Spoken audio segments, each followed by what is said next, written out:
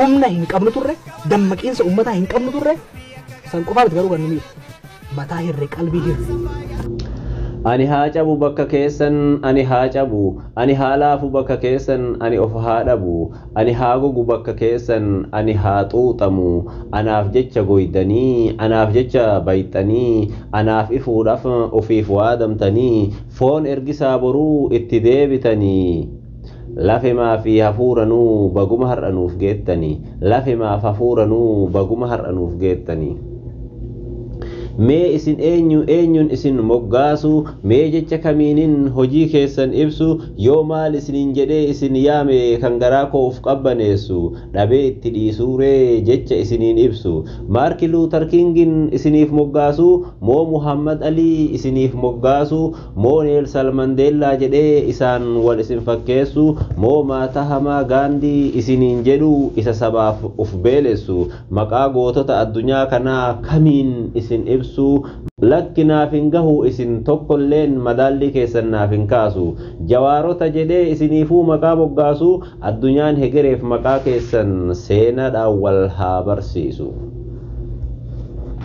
isinii miti kan harka diinaa bu'e Oromoo uf baruu dadhabe inni jiruun du'e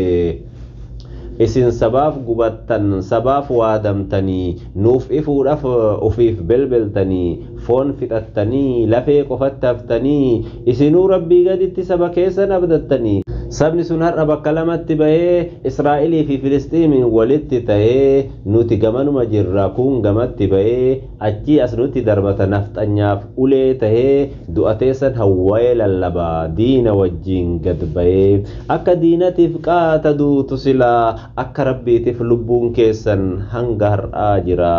Oromoonis ol galee diriirfatee rafeera kun bitamee diinattuu galeera abshir warri kaayyoo teessan dhaale har'allee isin faana jira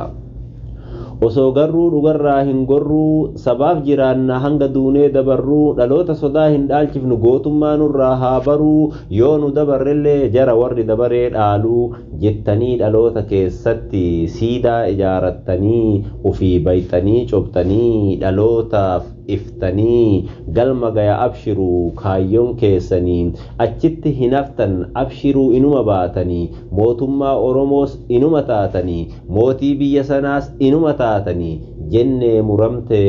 afaan rabbiitinii baqqee koo baqqalaa koo oomishtuu doktoraa jawwee koo hayyuu koo jarjaraa koo abbaa Oromoota maraa hamzaa koo hayyuu koo ustaaza jechuun si qofaan malaa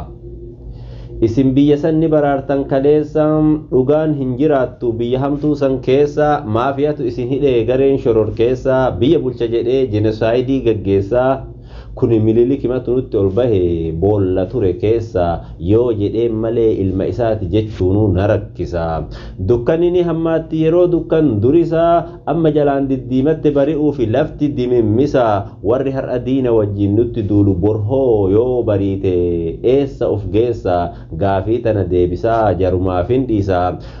Oromoo qabsoo teessan bakka duraatti deebisa biyya teessan eeggadha hayyoota keessanis hidhaa baasa yookiin akka loon bonaa dhumaa gad ciciisa xumuree nagayaatti an leellisaa Oromiyaati. I am Oromo Faris